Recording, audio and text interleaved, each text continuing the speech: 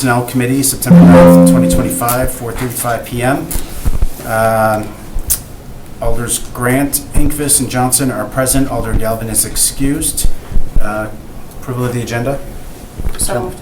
Second. Sorry. Motion by Grant, second by Hinkvis. Any discussion? Seeing none, all those in favor say aye. Aye. Opposed, motion carries. Approval of the August 12th minutes. So moved. Second. Motion by Hinkvis, second by Grant. Any discussion? Seeing none, all those in favor say aye. Aye. Opposed, motion carries. E, regular business 1, for consideration of possible action on the request to fill the following positions and all subsequent vacancies resulting from internal transfers. Motion to take one roll call vote? We have a Second. motion to take items A, custodian 1, items B, administrative clerk, items C, labor, and D, conservation corps field assistant with one roll call vote by Grant, second by Hinkvis. Any discussion? Seeing none, all those in favor say aye. Aye. Opposed, motion carries. Move to approve. Second. We have a motion by Hinkvis to approve, a second by Grant. Any discussion? Seeing none, all those in favor say aye. Aye. Any opposed? Motion carries. Item 2, for consideration with possible action on the request to reclassify one vacant parking maintenance technician position to a parking maintenance foreperson and fill any subsequent vacancies resulting from internal transfers. Director? Director's here. Sorry, I missed that. Sorry, I was looking, I didn't see you behind Chief Foltz at first. So you're just looking for information on this? So this If is- you want to say anything, I mean, Yeah, otherwise. it's just, we're trying to get some assistance, so we have a parking superintendent, and he has a rather large group with 2 shifts. So we're looking to convert one of our parking maintenance technicians to a parking foreperson, so like a lead worker, to assist him with the day-to-day issues that come up, you know, kind of directing work and things like that, especially if he's off covering workload, but it would be a big assistance for him if he had a backup. So the question I had when I was reviewing this, we have 12, currently 12 technicians, is that right? I need to look at what it says in there. Is it 10? Oh, yeah, 10. So they have enforcement officers and technicians. And I guess ultimately what was maybe unclear to me under the fiscal impact, 10,000 for the year, but then there was a request to fill the vacancy. So are we creating a new position here, or are we upgrading a position? So this position would be filled when we have a vacancy.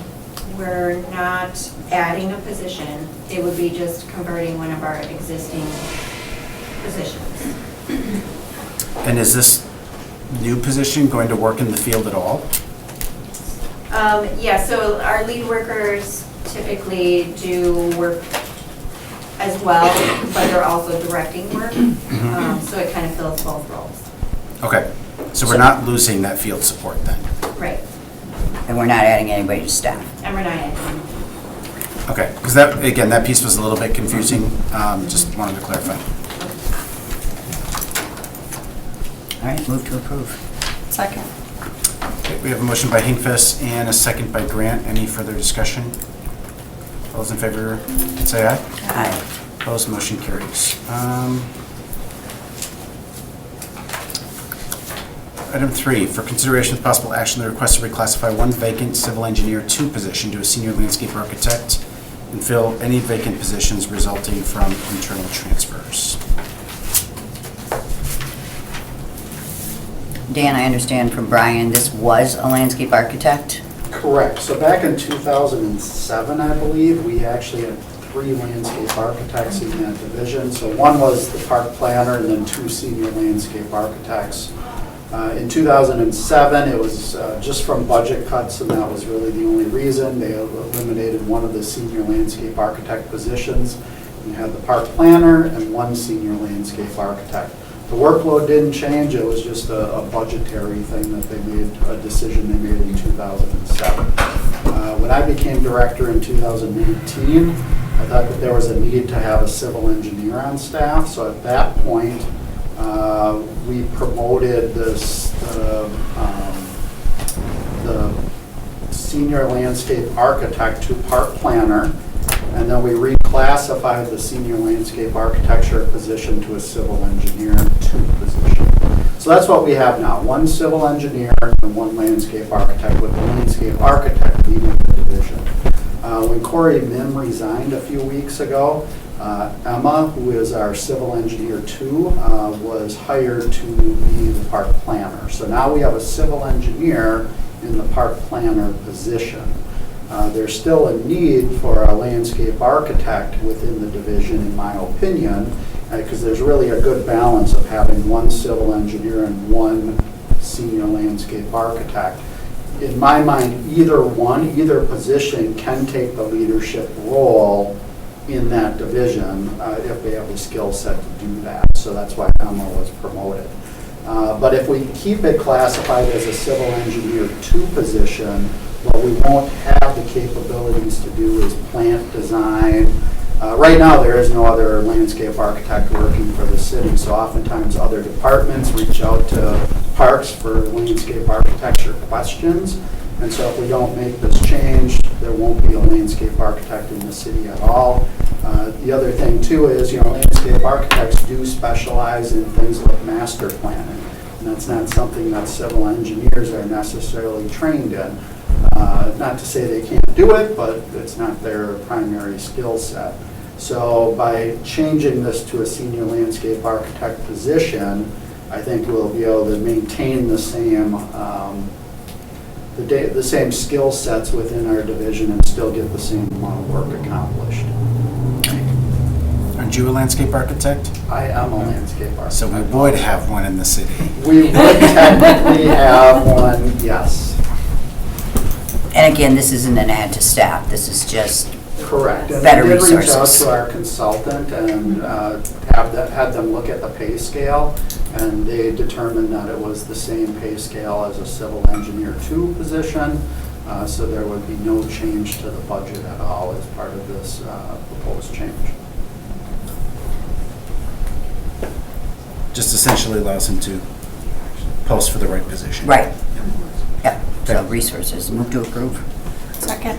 Motion by Hinkfist, a second by Grant. Any further discussion? Seeing none, all those in favor say aye. Aye. Opposed, motion carries. Item 4, for consideration with possible action on the proposed ordinance for the mayor's salary for the next term beginning in 2027. Who from staff? I can introduce it real Okay. quick, but I have to push it over to law for some further context. So we had it previously on the last personnel committee agenda and realized that we needed to do some further analysis on increases while the term is in place. According to our friends at law, we cannot have increases during the term. However, what we did with this memo is create the same starting point as recommended by our consultant, and that as it relates to the next term in 2031, there will be basically a 4-year COLA increase that will be applied to the next one and every term therefore after. It's a little bit different from what you all approved a month or so ago, where there would be annual increases within the term, but we learned we can't do that, so we've found another avenue to ensure that each term has an increase, equivalent to what annual increases would have been. So maybe I would have a question for law. Not this current term, but the term prior. If I recall correctly, the way that we instituted the raise was in increments, where every year I think it increased by 5,000 per year. So it wasn't indexed, it was a flat amount that council had decided this would be the amount, and that was meant to try to equalize the mayor's salary to where it was still below where it should be, given the peers, but it was trying to get it out of the cave times of where it was. Sure. Is that different? That'd be a good question for law, because it is different, obviously, because that's increases within the term. Yeah, because it was an annual increase. And maybe, and I don't necessarily need to maybe opine on that too much, because I'm okay with the one adjustment at the beginning. But the one thing that was missing here, that I would just ask legal to weigh in on, was if there was a way that we could automate this process so that it comes to committee rather than having an alder remember that the mayor's salary is coming due and someone needs to submit a communication to bring it up for discussion. So is there a way to have it where it's automatically placed on a personnel agenda for discussion, whether it's frozen or not? Because then if COLA is the benchmark, but it shouldn't be, it gives the council an opportunity to reconsider what that raise ought to be. Does that make sense? Curious. Doesn't this? I mean, to just consider that seems like a procedural issue that we could do within like the 6 months prior to a new term. Actually, probably better to be a little bit longer than that, but. Yeah, probably Just like a putting it, year. I mean, if you don't want a That's it. specific action, but at least that it be considered. Just so that it automatically shows up on an agenda. Because, I mean, even if you look at this term right now, the mayor did not get a raise this term. And it's because nobody thought to submit a communication to talk about it. So so now his salary's been, because he got those step increases in his first term. If I'm recalling correctly, nothing happened in his second term. And so like, how do we get rid of this? Like, we have to rely on an alder, and we're all turning over, right, all the time. So like, how do we get rid of that uncertainty for something that says it will show up 1 year before the election for discussion automatically on the personnel agenda? So I guess Alder Johnson, how it's written right now is that you wouldn't need a discussion. It would just increase every term. It's set for the first year of the term. But if you want to have it where you have to talk about it, I'm not sure exactly how you automate that. I don't know if you want to put that in an ordinance or not versus just an alder pulling it. If that makes sense. Ultimately, when we vote on the COLA for the employees, what you're saying is we are taking into account that this will apply to the mayor at the next term. So if we do 2% 1 year, 3% the next, and 1, we'll just know 7% then gets applied to the next term automatically. So when we're approving it year to year for employees, we're kind of have to keep in mind that's going to apply to the mayor. Correct? That's how it's written. Correct. Yeah, that's how I took it. So Yeah, and it lags, right? Which would That's be fine. the I get it. disadvantage. And that's why I was sort of asking the question if there's that ability to have it automatically show up where, look, if no action is taken, this is fine, that's good, but to almost necessitate personnel to talk about it, because if it lags, and again, we start to end up too far behind where it should be, you almost kind of force that adjustment if it's necessary. I don't know, when you guys have, without knowing how your workflows work, I mean, you have software that I don't know. set a reminder and pings you? I don't know if Citizen has that Yeah. capability. So do you want to just briefly have a sidebar? If you want to amend, I think to add to the ordinance that's before you, you could just add that it would be reviewed on sort of year 3 of the current term every year. I mean, you could even specify a meeting if you wanted to, like the first meeting in September of the 3rd year of each term or something like that. Mhm. Whatever, if you can just add that to the ordinance by amendment, if you would like. I still want to go back to Brian's question, though. How did we do it for 4 years? But The first we're time. saying, the first time, but we're saying we can't do it now. Because when I'm looking, it says the mayor cannot be changed during a current term of office. But if we say it's going to be COLA each year, that's really not a change. So the statute talks specifically about COLA, and you can't use that for an automatic raise, because essentially you're proving your own COLA every year. So the elected officials are going to be part of that process that's approving that, whereas the last time it was a set rate for every single year.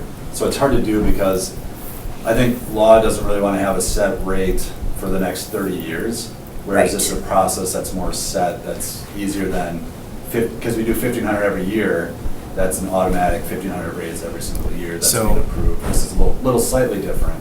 So the fact that we're making the decision now is kind of irrelevant because every year we're voting on the COLA COLA. itself. And then it only goes to the first year of the goes next to the term. next term. But if you guys want to approve like the next 4 years, a certain rate, I think you can do that, but you can't do that in perpetuity. That's what I think the concern is. Yep, from the yep. law department. Whereas the 5,000 step that we did each year That was was for one term. established, it wasn't COLA, it was a fixed number. Yeah. Okay. So we could just choose a fixed number. You could, but then that's Alder Johnson's concern that every year then you have to come up with that fixed number for every term, whereas this is a set process. Okay. And this is basically in perpetuity at the start of every term versus if you do it for every year of the next term, we have to come back in 2030 and have this whole discussion again.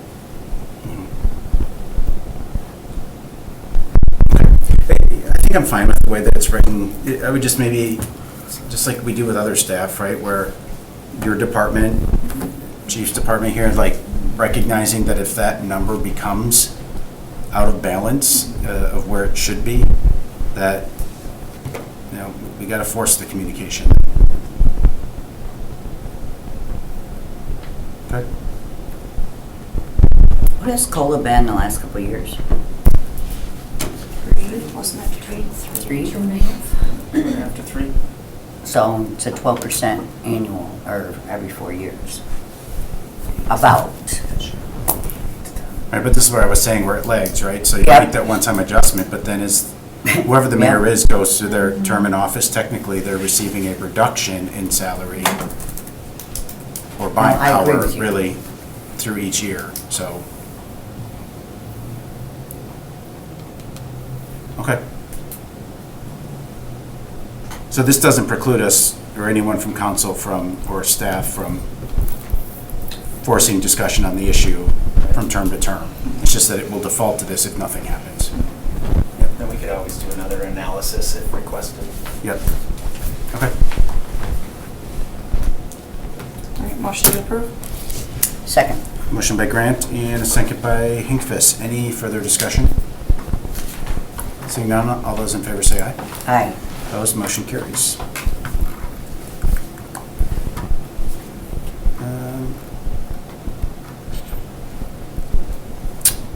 Okay, item 5, for consideration of possible action on the request to remove the requirements, to remove the requirements to request approval for replacement of existing budgeted positions when a vacancy occurs, and for internal transfers between positions that do not involve changes to classification, FTE status, or pay grade. So this was referred back to staff to do further analysis and come up with another proposal. However, it was pulled at council and voted on as written, didn't pass. So what we did is we went back and added another option, and that if you look at the memorandum, it's the second option under the proposed options. And that's to implement a notification process where someone from the HR team will notify the personnel committee on Wednesdays when there are openings or internal transfers or promotions, and giving the committee a time frame to reply and ask it to be pulled for the next personnel committee for discussion. I will say that just recently we had one position, and it was a clerk from our Public Works Department that the person resigned right before the last council meeting, so that was on August 18th. By September 5th, we were ready to offer the position based on some changes we made on our processes in HR. And for this position, now we have to wait until 9/16 to offer. And when I was talking earlier about a potential loss of candidate in the current process, this could be that case unless we were to do an emergency fill. But for this position, we wouldn't necessarily do that. So we're ready to fill, and we won't be able to do that until 9/16 once it's been approved through personnel and common council. And the fear is that we'll lose candidates. Also, I mean, just going back to option number one of the other goals here is to reduce administrative time for our director staff to ensure they're focusing on other things, more beneficial, engaging things for the workforce. I believe that a budget that's approved, our directors should have the right to manage their budget appropriately, and still giving you all the right to pull that at any point to say that we'd like to review all positions. Looking back at my private sector, I know it doesn't relate too well here, but CEOs will do that from time to time where the budget's tight. They will say, okay, we want an entire process on reviewing every single replacement, new, all of the positions, and then we put forward a process almost exactly as we have it here today. So option number one, that's our desired option, and I know we voted on it at council, and it didn't pass. However, option two is a backup, and if all else, we could just keep the process going as we have it right now. Okay. Committee, questions? My only question, I'll use the example of Mr. or Director Ditchites. Would that come here? Because that's a change in title. So any reclass definitely would still come Okay. through the process. The only two things that would be pulled from this is the request for replacement positions and the request for internal transfers and promotions due to that vacancy. So any new positions or additions definitely would still, and reclass would come to committee and council. Okay. So, totally agree with the administrative work that goes into this. I mean, that, to me, is not a value add for city taxpayers. I think the area that gives me pause, and I want to problem solve around this, is our budget is not very clear when it comes to some of this stuff. And when positions are presented, it sometimes becomes a little bit clearer for us. And I know we authorized, and this is going to seem like it's unrelated, but it's really not, but we authorized the priority-based budgeting several years ago to really help us better understand what programs and services we're funding. And the problem is our budget right now doesn't always make that very clear. And the positions, again, when they come through, sometimes that's what gives us a little bit of insight into what program or service is being offered that allows us right now to assess whether or not that's something we want to continue to renew, essentially, right? So I'm just curious if priority-based budgeting, is that still happening? Is that dead? And if it is dead, are we talking about any other ways for council members to better understand programs and services and the personnel required to execute them? So I can answer the priority-based budgeting, is that we've been working on putting the 2025 budget into the software program to have them run some analysis and evaluation of the 2025 budget. And then we're hoping either at the next finance meeting or the one in October, they will present some of the recommendations and analysis of what exactly Resource X does for all the council members. And then hopefully we can better utilize it next year. That's where we're at right now. Okay, so it'll be kind of like 1 foot in this year? Yeah. Okay, and that's fine. I just, as long as I know that we're still going down that path, because I agree, like, I do think, I want to empower staff to manage the resources for which they're authorized. But sometimes that's just very ambiguous to us when the budget comes through. Another point, if we put ourselves in, let's say, January, February, March, April, when the budget was just approved, what's the likelihood if nothing changes as far as, big budgetary changes happen, what's the likelihood of that being pulled for additional conversation in the beginning portion of the year? Now, if there's a need to near the end of the year, kind of like as I referenced before, of if you need to institute this process for visibility due to budgetary concerns, then you can do that. But for half the year, we're going to be operating on the budget that we just approved.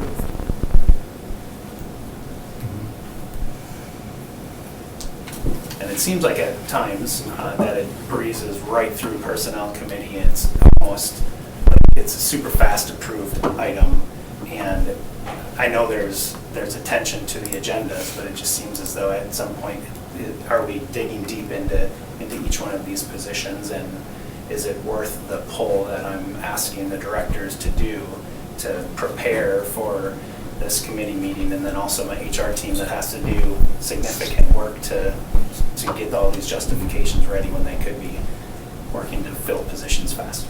The answer is no. It's not worth the effort.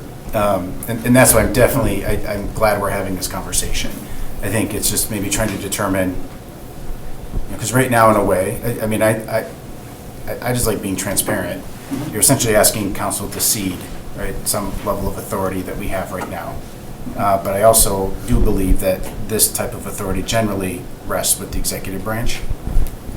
If we had better information which it sounds like is in progress around budget time in terms of the programs that we're authorizing. I think that helps this discussion.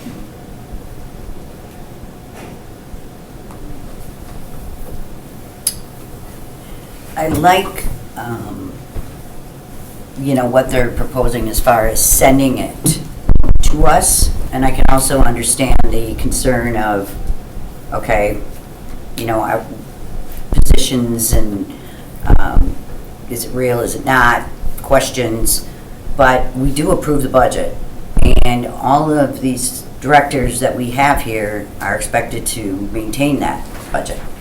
And when they give us the budget, it's, if they're over, they come clean and why, and if they're under, they usually find another place to put it, but I've been impressed thus far, and from being in their position and other jobs, having to get this approval every week, or every month, every other week, it's a pain.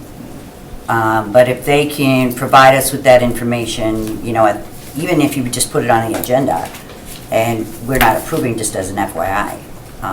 But I think from a speed perspective and the ability, especially if you're gonna hire internal, having that ability to do that, so that's kind of where I'm at. I'm trying to think, Kathy, of like an example. I agree. I was trying to think of an example of maybe where we didn't speed through, and the public arts coordinator is the one that comes to mind for me more recently, because it's sort of this conscious decision to say we're investing in public art initiatives, and that's predominantly going through the public arts coordinator.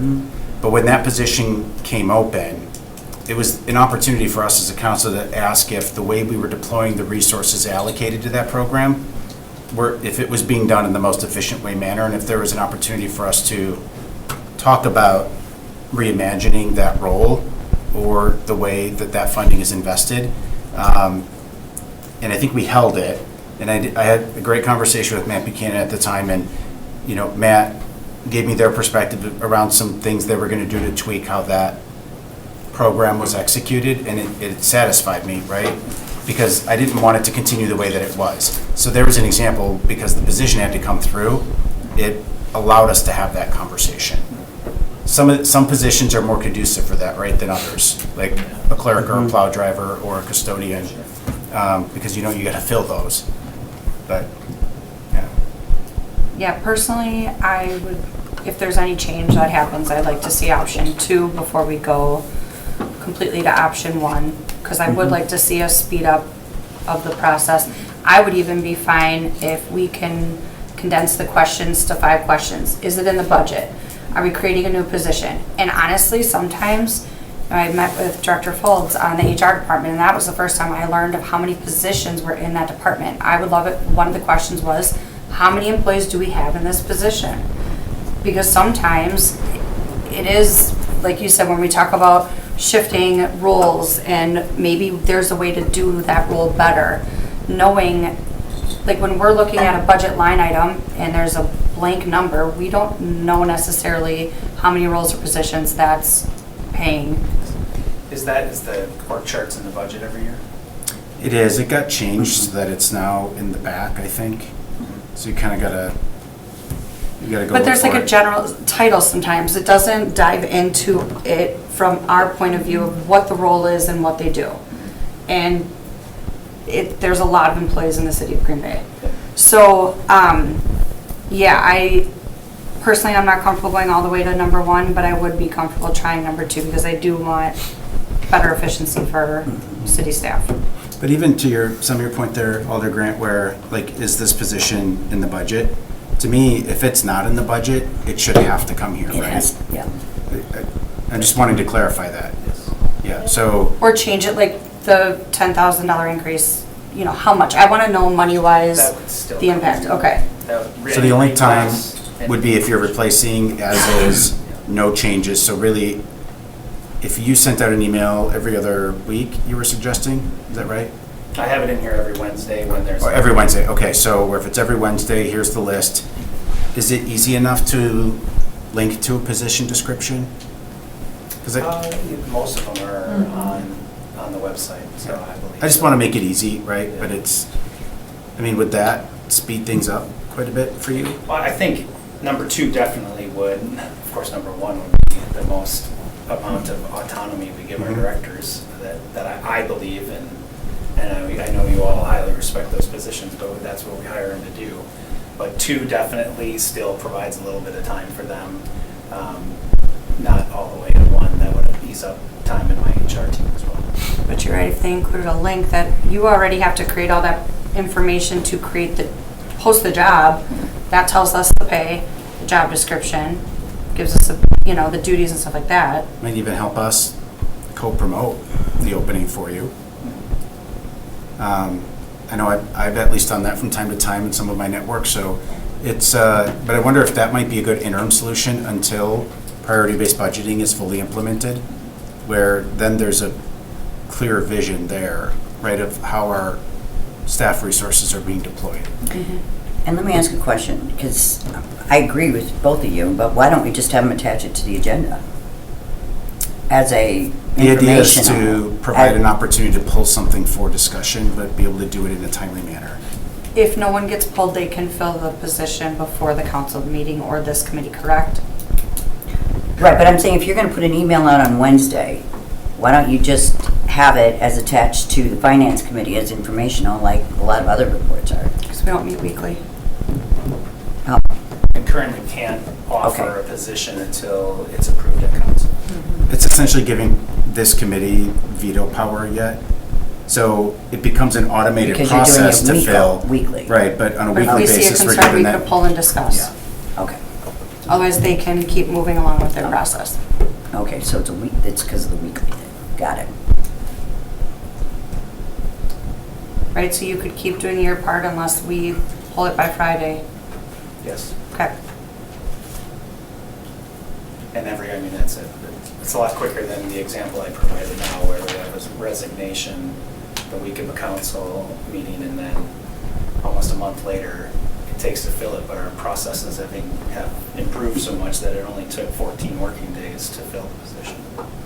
And I do think that's a rare occurrence. I mean, Sure. there's only, 2 months maybe out of the year that we only meet once a month. So majority of the time, we're meeting every 2 weeks. It also goes towards promotions, though.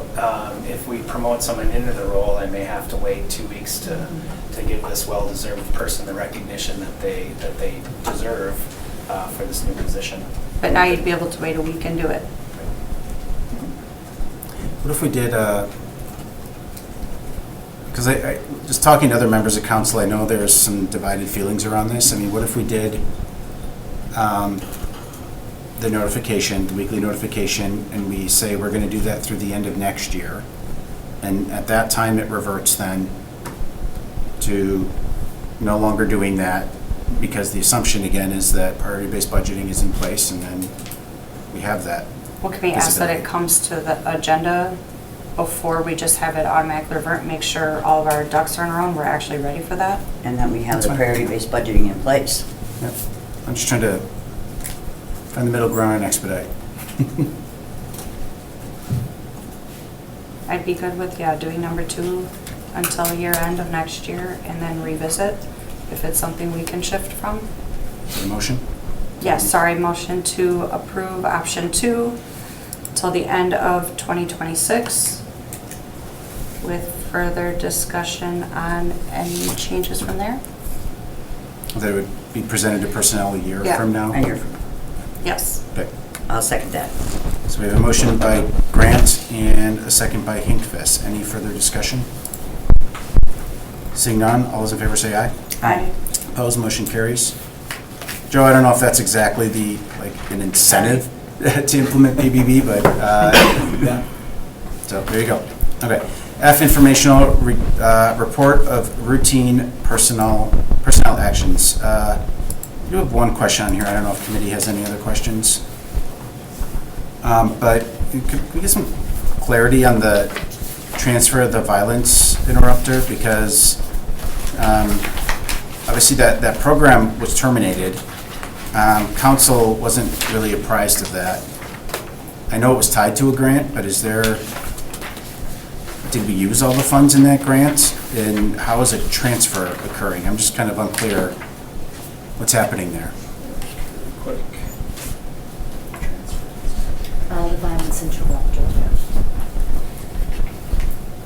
So we transferred one current, or one previously employed violence interrupter into a sunset type position where they're going to aid in sunsetting the program. So their role is no longer violence interrupter, it's a different title? Yes, it's a different title. The focus is on wrapping up the program, current participants that are going through the program, finding resources for them. There's some reporting functions that are required of the medical college that this VI is working on, or former VI. And it's still grant funded. Yes. Okay. And so the position does sunset then with the funding? At the end of the year. Okay, thank you. Any other questions, committee? Good. F2, next meeting is Tuesday, September 23rd, 2025. Is there a motion to adjourn? Motion to adjourn. Second. Motion by Grant, second by Hinkfist. All those in favor say aye. Aye. Opposed, motion carries.